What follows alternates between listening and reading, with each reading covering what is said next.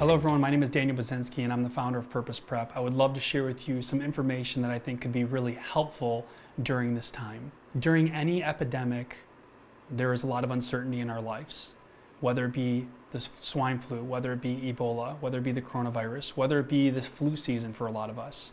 This information can be very helpful for your family, for your schools, for your personal life, so I hope that it really helps you during this time.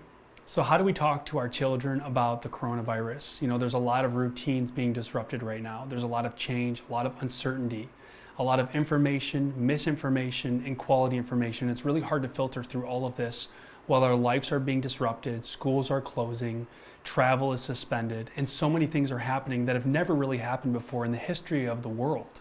Our stock market's crashed, the biggest crash in 20 years. Things are happening quickly.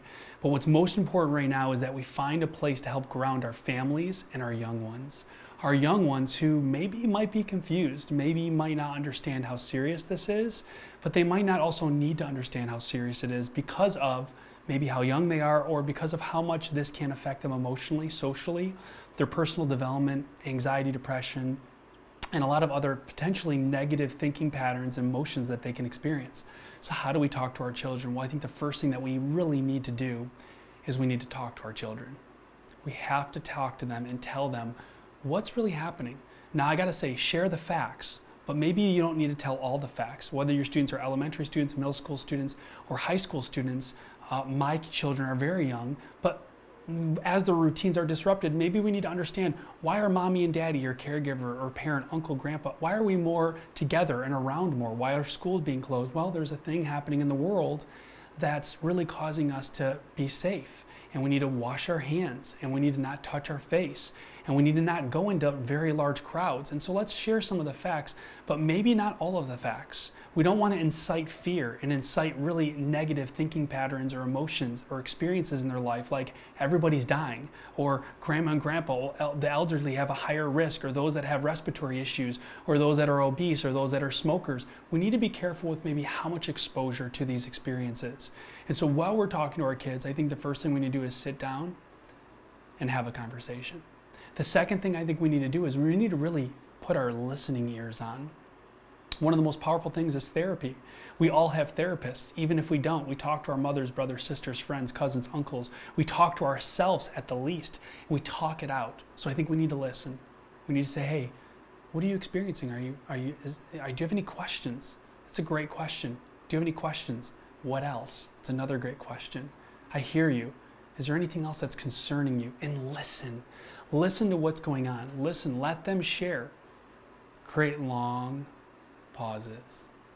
Listen to your children. Listen to the children that you watch over and really find out what's going on in their heart, their mind, their emotions. You know, with so much uncertainty, I'd love to tell you that this is going to be over in a week or a month, but really we do not know. And so as we're talking to our kids, I think we need to talk, share the facts, listen, and really empathize. Give them hope. Hope is a powerful tool when we have uncertainty in our lives.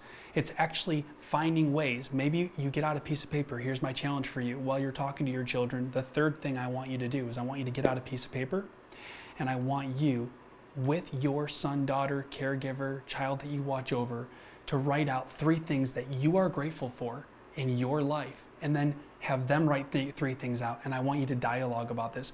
Gratitude is an anchor of our soul when our emotions run mindless and restless. And I got to tell you, I was traveling, I've been traveling, I have been thinking a lot. And I think we got to talk about not getting stuck in our minds. Don't get stuck in your mind. Don't let your fear, your anxiety, your job uncertainty, you might be an hourly worker, you might be a salary worker, your whole life might be disrupted by this experience. And I'm asking you to find gratitude, because this is a time where we need to come together. So my challenge again, number 3, the third thing I want you to do is get out a piece of paper, write down 3 things you're grateful for, and talk about it with your son, daughter, caregiver, whoever you watch over, and then have them share and anchor each other, start to come together as we are embracing this epidemic globally.